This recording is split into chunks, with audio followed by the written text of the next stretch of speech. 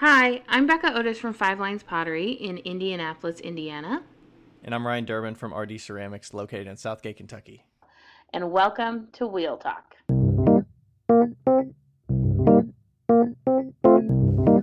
Hey guys, we've loved answering all of your questions so far. If you'd like to hear your question on the podcast, please send them to us on Instagram at Wheel Talk Podcast or by email to wheeltalkpodcast@gmail.com. Thanks.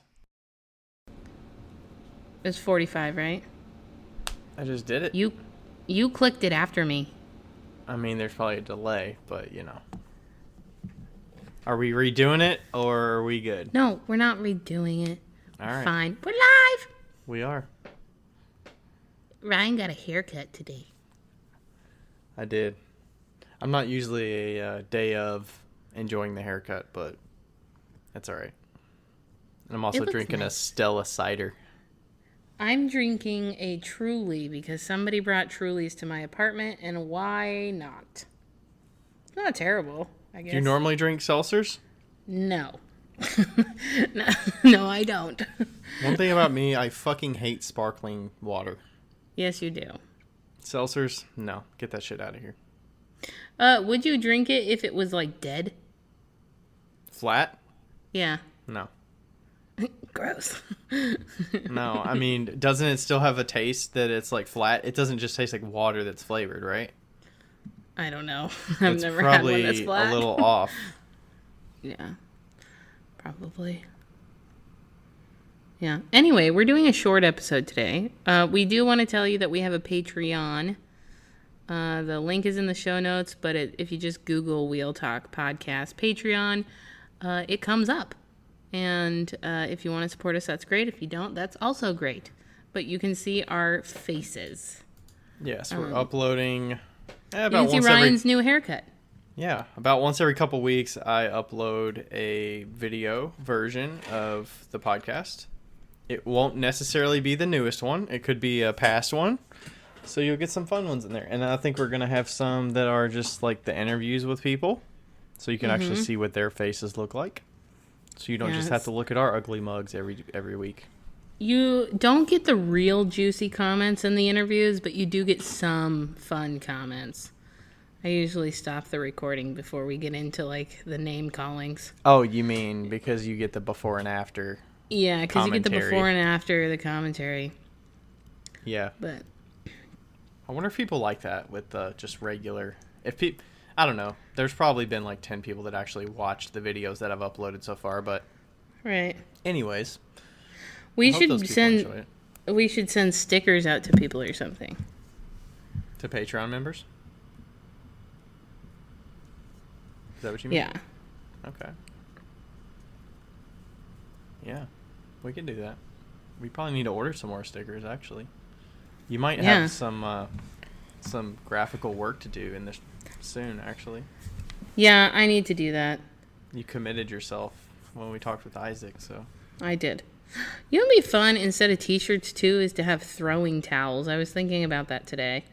Ooh, throwing towel. That sounds like I like a bowling towel, but like a throwing towel. Yeah, like nobody has like everybody has t-shirts, but who has throwing towels?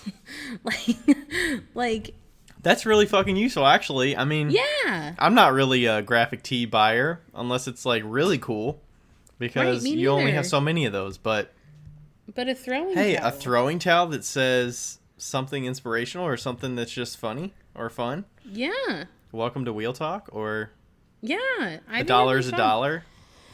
Don't be like Becca. Don't be like Becca. If you need money, find it. Yeah. What did Isaac say last week? He said, I'm not interested in making art. I'm interested in making money or something making like that. Money, yeah. I'm not interested in making art. I'm interested in making money. That's great. Fucking love Isaac. Awesome. So, turning my phone on the do not disturb because I'm learning. What are we talking about today? Do you want to read the question or do you want me to? Sure. So the question came from Jess Lee Pottery.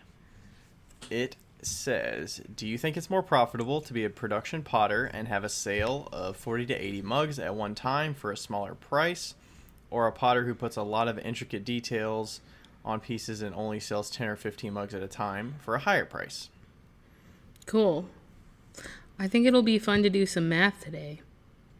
Yeah. Yeah. So it's specifically asking about profitability. Okay.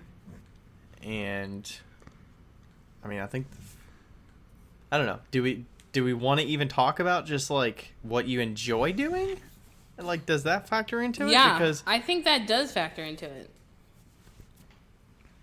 I don't know. I mean, the thing is, when I see people selling pieces for like $80 and they're very intricate, detailed things, I'm like, Did they make any money? Like, they need to price their stuff higher, but then they outprice themselves. Yeah. Because I'm like, man, that thing needs to sell for more money because I see like all the steps that go into it. But I mean, I don't know.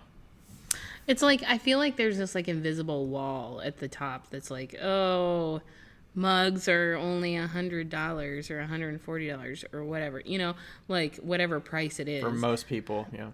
Yeah. And it's like, that's what they set their price at. Yeah, I think that profitability is one thing, but also, yeah, we have to talk about enjoyability.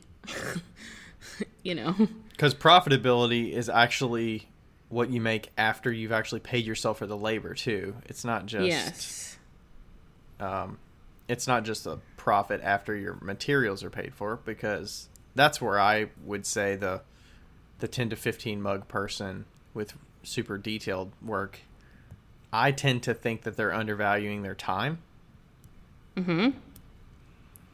And yeah, I agree. Know, and also, I think there's more risk in there, right? Because if they have a loss to a piece that they put that much work into, it's actually a bigger hit to their time. Right, like you want it to be lost at the beginning, not the end, that's for sure. Yeah. Okay, so let's give a price for 40 to 80 mugs production potter. Okay, 40 to 80 mugs production potter. But also keep in mind, there's some people that do 40 to 80 mugs, like high priced production. Yeah. Like Pitch Pine. Yeah, that's the first person I was thinking of, because or she actually. Elon. Yeah. There's a lot of steps to their work. Yeah, or even Kurt. You know, those are like a higher price. That's obviously your best bet. If you can pull out 100 to 120 mugs in a month and sell them at $100 to $120, that's your nice spot to be in. Yeah. I mean, that's $10,000 a month. And they've also got to the point where their like loss is not really right. They've dialed it in at that point. Yeah. So, but let's talk about it as not a superhero. So, 15 mugs a month versus 80 mugs a month. So 80 shitty mugs, or not shitty mugs, or production mugs. 80 production mugs. Basic bitch mugs. Basic bitch mugs. We'll say 60. Between 40 and 80. Yeah, so 60. Median. Okay, so 60 basic bitch mugs, and let's say your price is $35. Sure. Let's get some paper out here. Let's get some paper. So let's say your price is $35 for 60 mugs. That's going to be $2,100. Okay? Hi, Marble. Enters Marble. And then let's say you're selling 15 mugs at 115? Or say 100. Should we say 100? Sure. We'll do 115. That's $1,725. Okay. $1,725 in a month. So we want right off the bat, our production is already. Marvel's basically kissing me right now. Our production is already a higher, You just money. you made higher gross. $400 more on the production one. Okay, so let's assume that. Okay, so let's assume that it takes an hour for you to finish. Well, how long do you think it takes? Why don't we go like per week? Can we go at a weekly basis or something and say you're finishing 12 mugs a week? No, we got to do it a month. No, I meant like break it down so you can actually figure out hourly how many you're actually producing. Or are we just going with just overall profitability? I don't know. I'm trying to figure out like how many hours are you putting into each one? That's what I was thinking. Like, Okay. So I wish I could text Tara right now and be like, how many hours do you put into each mug? Because she's fast, but she carves. Hold on. I'm going to text Merritt. She's my coworker. Mm-hmm. And I mean, we how could. much. I mean, the thing is, you can just say, I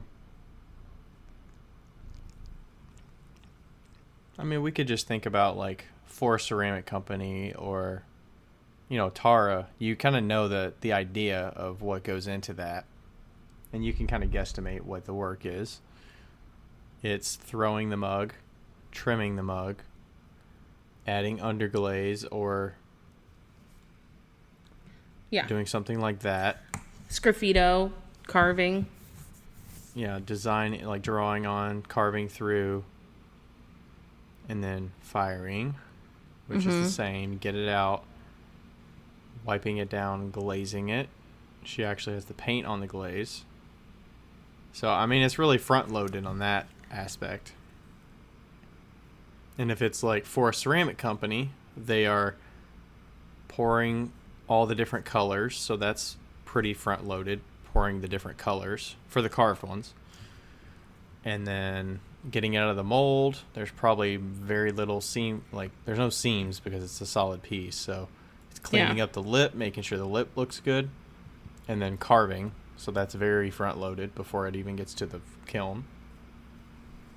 Fire it, get it out, sand the carvings, sand it all, whatever. Glaze, simple, fire, simple, and then sand again.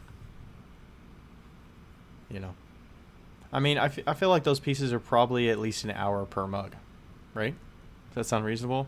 More than that if it's for a ceramic company because they're carving it, but They're carving it, so I would say it's like 3 hours per mug to carve? probably. Depends on which size it is, but Yeah. Yeah. I'm sure that they have exactly how long it takes. So, can we say like 3 hours per mug? sure. That seems like a reasonable time. Don't you think? 3 hours total from beginning to end. Yeah. Okay, and then what about the 60 piece mug? How long do you think is reasonable for that?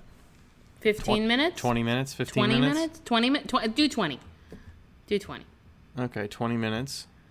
Okay. So for every single mug that you can do for the 15 one, you can produce 3, 6, 9. You can produce 9 mugs in 3 hours. Mm-hmm. Okay. Okay. So 9 mugs at $35 is going to be how much? Oh, I have the calculator. I mean, that's way more. 9 times 35 is 315. 315. So you made basically double off of one. So let's do it for, let's say it takes 2 hours for a mug. Let's see how much. 2 hours at $100. How many mugs would you get? The fast mugs. 115 or whatever. 2 hours per mug? 2 hours per fancy mug. Okay. 2 hours per fancy mug would be 6. Okay, so 6 times 35? Yep. 210. So in the same amount of time, you made about $100 more. Yeah. I think this goes, like... There's like the time factor. There's also the number of piece factor. Yeah. It's also so dependent on what you need as a human to, like, make stuff, you know? It's like somebody like me, I don't need to carve anything. But some people love to carve stuff, and that's like that's what they love to do, and that's what drives them creativity, like their creativity, you know? And so, like, is that money difference, like, is it worth it to them? Mm-hmm. You know? Yeah. I think ideally what you want for those small number of pieces, you want to sell those directly to people, obviously, to cut down the expenses. So you're not, like, paying a gallery a portion of that. You are getting the money quickly from somebody. But also, it depends. Like, if you're selling at a show, it takes a lot more to fill a booth. Yeah. Hey, Charles. And you're going to be depleted kind of quickly, maybe. Yeah. Charles. Fucking Charles. I mean, I can't see any... Oh, I'm sorry. I can't see any point where it makes sense to be fancy financially. Well, I think what you want is to balance it. If you do make fancy, you still should be making production pieces as well that can sell and get you some cash flow. Yeah. I mean, it just, I don't know. It seems like it would be a big hit when we talked about the loss and whatnot earlier, that if you have 15 pieces that you're making in a month, if you lose one, like, that's a big hit. Or if you have, like, and you don't have much to experiment with because these 15 pieces are everything you have. Yeah. So, I mean, I like with the production side, you can experiment, you can have loss, and it's not a big hurt because you're only invested 20 minutes out of it, just time-wise, but also it's like $35. It's like, I also think that obviously the ideal situation is something like what Kurt is doing, where they've figured out, like, a super efficient process that is a production style process via slip casting, right? But they're producing a high quantity and they're producing a high quote unquote quality with a high dollar amount, you know, like $100 or $90 per mug, but they have 130 pieces. Like, that's obviously, but that also took thousands and thousands of dollars up front to get to that point because of all the experimentation, the learnings on the computer to graphically get that to that state, buy all the equipment for the 3D printing, the silicone to make the mother molds, all the plaster, what you have to know about plaster, how to slip cast correctly. I totally asked Valeri how much it takes to do a carved mug. Did you say something? Yeah. He says the faster carvings take about 5 minutes. And those are the fastest. 5 minutes? Yeah, they're fast. Oh, you're talking about the ones that are like the stems, like and the it's flowers. Got yeah. But you didn't ask him, like, end to end how long that single piece takes. You're just talking about just the carving part. Yeah. The intricate carved, half an hour. Do you think there's... For me, I like the... Well, for one, I like the balance of having some pieces that are at a higher price point, and by higher, I mean like $60 mug. I don't mean like $100 mug. Having some mugs that are $60 and having some mugs that average out at like $32 or $30. Because it just gives you a range. But also, that's going to appeal to different customer bases. I feel like it's going to be harder and cost more money to attain a customer for your $115 mug than it is to get a customer for a $35 mug. They just sent me a picture. And they're carving? Yes. Nice. You guys are the cutest.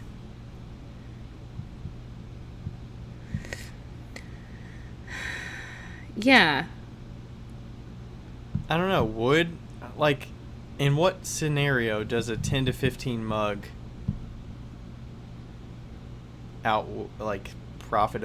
is more profitable than production? If you're making like $20 production mugs? But I mean, is that even comparable? I don't know. Because I feel like the profitability, it's only going to be more profitable to sell the fewer items once you're like very skilled. Yeah. To where you can sell it for $115.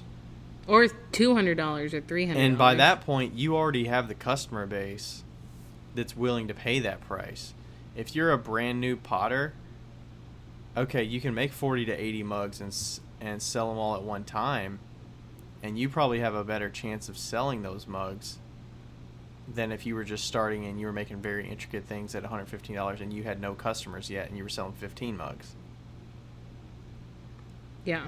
Like, I think the people that can make it profitable at that price point for the intricate ones, like, you have to have a longer curve to, like, get to that profitability. Yeah. And the faster the faster you do things, the faster it's going to take. Like, the longer you do things, the faster it's going to take. You mean the more experience you have? Yeah. Yeah. Yeah. I don't know. I always think that shitty production is always better than fancy stuff, but that's just because that's how my brain works. Like, I'm a quantity over quality type person any day of the week. And with quantity will come quality because right. You just make so much that you're gonna improve. But you can look. I mean, just think of 10 to 15 mugs. How many pieces are you making in a year for that? 15? I don't even think that 10 to 15 is reasonable. Like, I think, what about like 30? How many mugs does like another Seattle artist produce every month? Don't you think 15 is reasonable for her? She probably makes about 15. More. She sells them for like $350 or $300. True. She's probably the only one that's doing it right. Like, realistically. I mean, she spends so much time on those pieces, and they're all unique. They're all individual. There's no, like, I'm making the same form 3 times. It's like, I have these 2 mugs that are in this style, and they're a little bit different. And then I have this other, this vase that looks like this, and there's only one of them. And then there's this tray that looks like this. And then I have this, like, So okay, 15, but that's, like, assuming... But in her case, she is selling them for $300. So that would make it correct in our... Okay, so is 40 to 80 versus 30 a better gauge? 60 versus 30? 60 versus... Yeah. I feel like 30's still kind of high if we're comparing to making 60 pieces in a month. Yeah, you're right. If I was making pieces, it would be like 120 pieces if I was doing production. Because it seems realistic. That's not realistic for somebody that's... It is realistic. Like, that's depends only... Depends on what you're doing, doing, though. 40 pieces a week. What if you trim every single piece? You make 40 pieces one day, you trim 40 pieces the next day, and then What about people that take 6 minutes to throw a piece? 8 minutes to throw a piece? You're throwing 40 pieces, it takes you 8 minutes a piece to throw? No, probably not. Not everybody can throw as fast as you. I know. But still, like, even if it takes you 20 minutes to throw a piece, that's 20 times 40 is 800 divided by 60 is...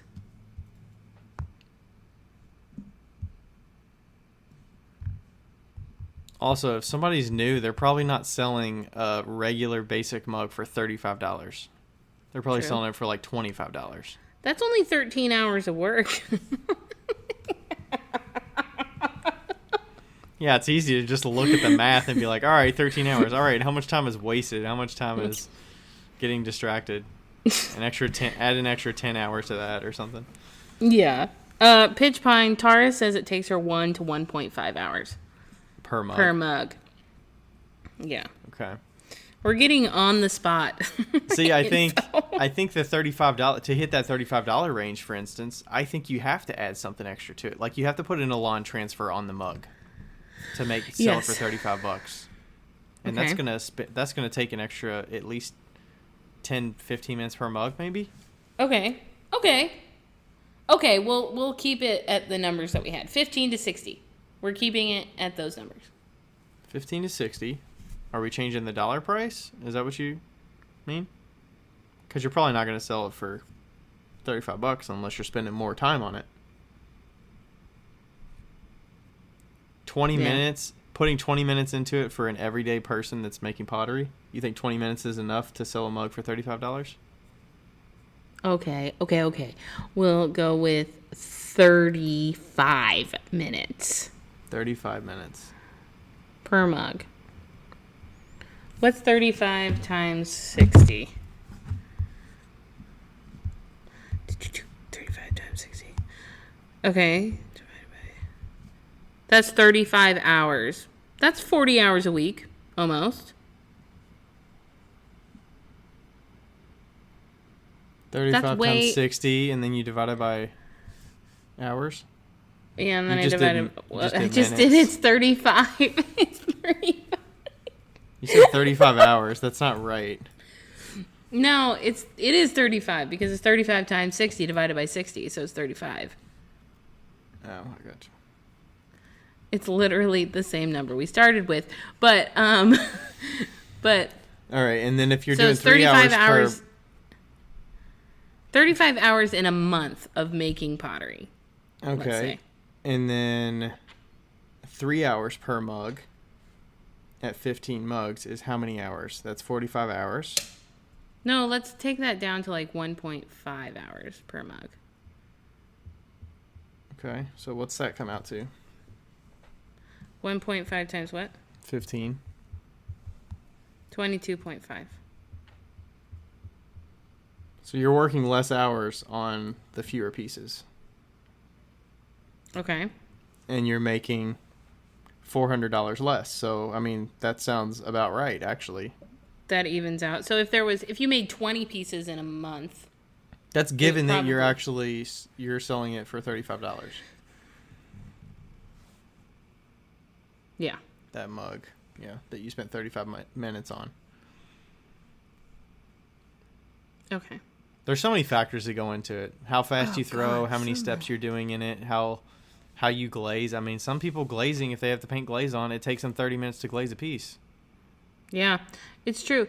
I think that what's like super important is just, I think figure out what you like to do because you're going to be spending probably the same amount of time doing it. But like,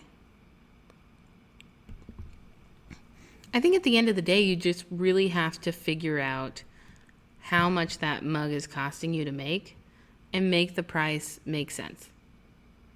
You know? I think some people struggle with just throwing a price out. Yeah. Like, they could feel guilty about, like, I think I need to charge $30 for this. Yeah. But I'm not confident in that because I don't think somebody's willing to pay $30 for this. So then you start lowering it because you're lowering your hourly wage basically at that point. Yeah. You're like, I'm only going to pay myself $7 an hour or $5 an hour because right. I don't think I can sell it for that price. Mm-hmm.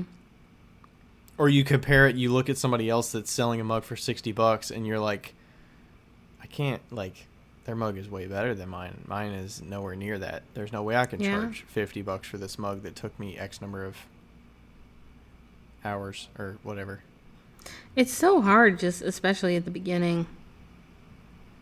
Just knowing that, Because when you're selling online, I mean, your price is kind of more comparable to other people because you can buy it in the same marketplace. Mm-hmm. You don't really the factors of like where you live and cost of living of the maker. Like that doesn't factor in when a customer's just shopping online. I don't think they're not thinking about, oh, well, you live in Los Angeles, so your thing is priced higher because of that. I just think they look at it and compare it with other pieces that look similar, and they're like, do I want to pay $80 for this, or do I want to pay $60 for this?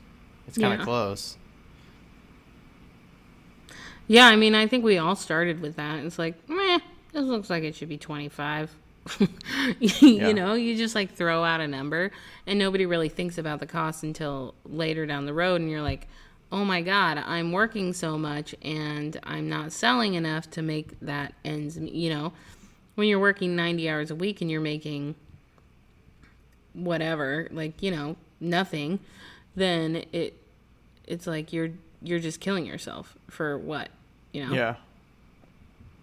That's why I think it's good to have different price point items that, like, maybe you don't only make mugs that are $115. You make some that are lower so that you can actually make a better profit margin on those. Right. And you don't hate yourself making them.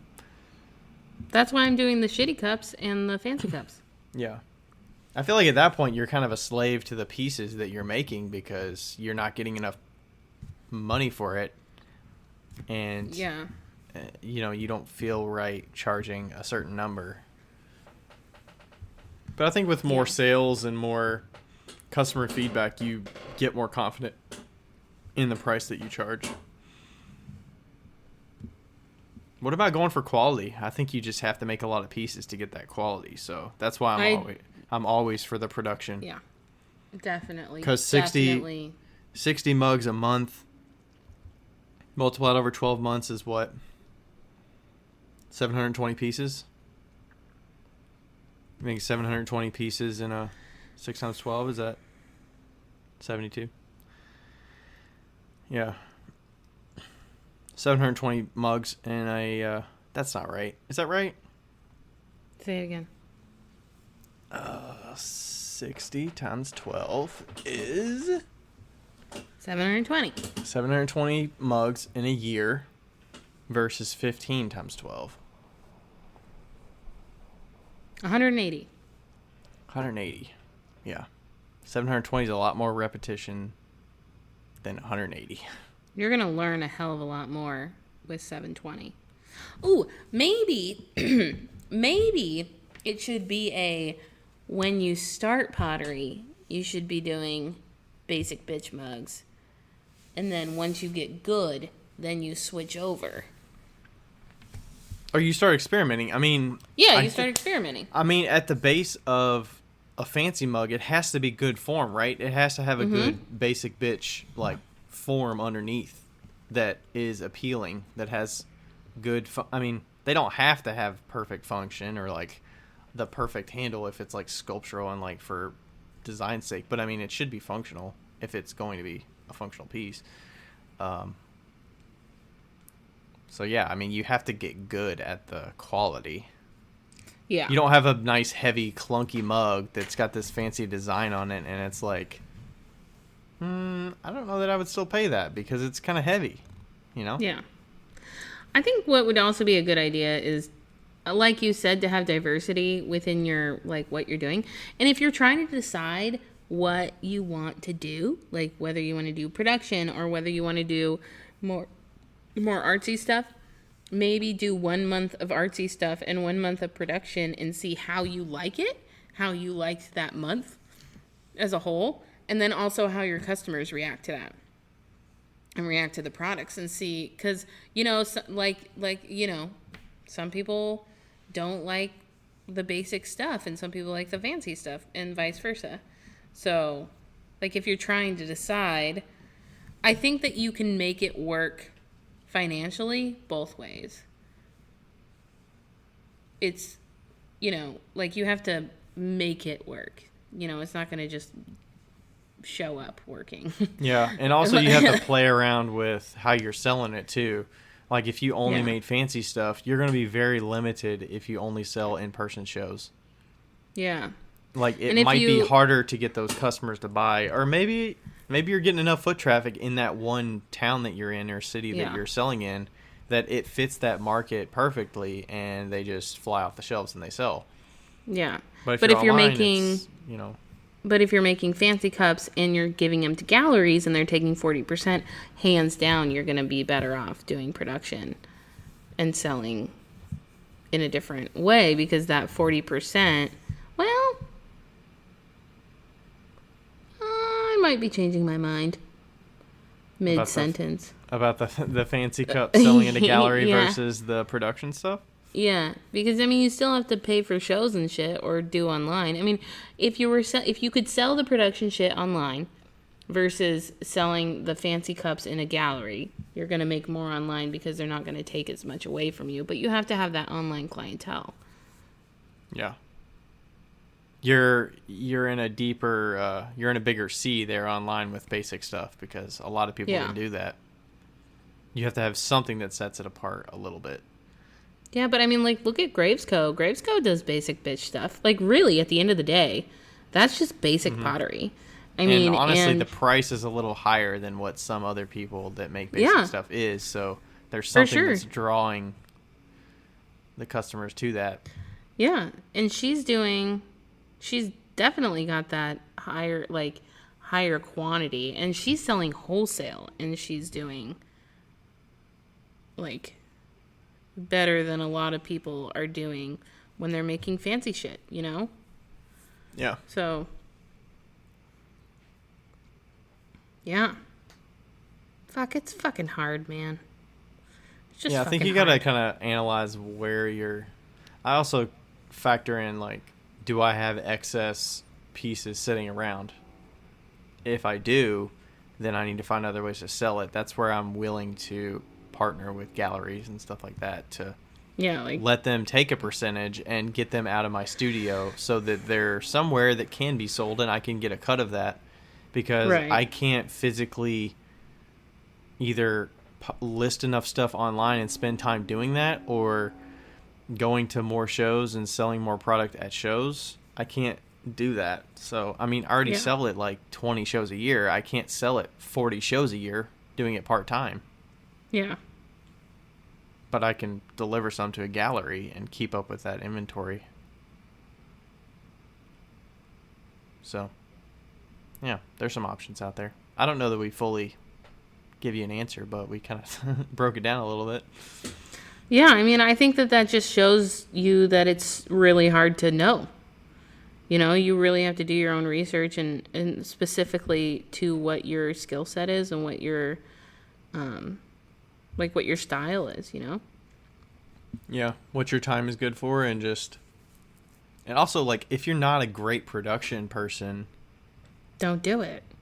Don't do it, or, find ways to make it worth the price that you're going to do it at. Yeah. Either way, I think more quantity of pieces is going to help you get better quality and better efficiency over time. Absolutely. Always make a lot of pieces. Yep. All right. Anything else? I just want to say that when we teach, or when we get a new production potter in the studio, like I'm training one, kind of training one right now, and you can absolutely see after 50 of them, it changes. Like 50 to 100. Are they throwing or they're trimming? They're throwing. So, like, Merritt, she did, she started with these tiny planters that we have, right? She did her first run, and then I walked her through some steps to do them a little bit better. And then after like 100 of them, she was like, boom, boom, boom. Every single one on the money. And it like, do 100 of them, you know? Like, and also, don't discount small things either. If you're like one of those people that's like, I can't do 100 of anything, throw them at 6 ounces. Throw 6-ounce pieces. Like, and just try to make them the same. That'll teach you just as much as throwing a 12-ounce cup. I rarely make anything heavier than 1.5 pounds. I would say like 75% of my inventory is 1.5 pounds or less of clay. Yeah. And I mean, like, I know people are like, big pieces really teach you stuff. Yeah, but making really tiny pieces do too. So Keep that in mind. Because you can't hide things in small pieces. Yeah. Nope. Not at all. You can't trim away some things, and yeah. you really got to get that clay in the right spot for. And that height, like having the height the same, you know. Yeah, when you're throwing a 4-pound thing, you're like, I don't know. I mean, it needs to be about 7 inches tall. Yeah, but like it's a quarter inch is nothing. But when you're throwing something that's 2 inches tall, a quarter inch is a lot. And so I think that that's something to be said too. Not that we weren't really talking about that, but that's my little nugget at the end. All right. After that nugget, signing off. Yeah, we're leaving. All right. 40 minutes. Goodbye. Peace. Bye. Yo, higgity, yo. It's Becca here. Hey, just so you know, thank you for listening. And also, we have... What do we have again? A Patreon. We have a Patreon that you should go, and if you want to donate to, you could donate to it. If you don't, that's cool too. But just Google Wheel Talk Podcast Patreon. Don't do the other one, because there is a Wheel Talk on Patreon, but it's not us. So make sure you get the right one. It's in the show notes. And also, leave us a review, because they're fun to read. Okay, bye!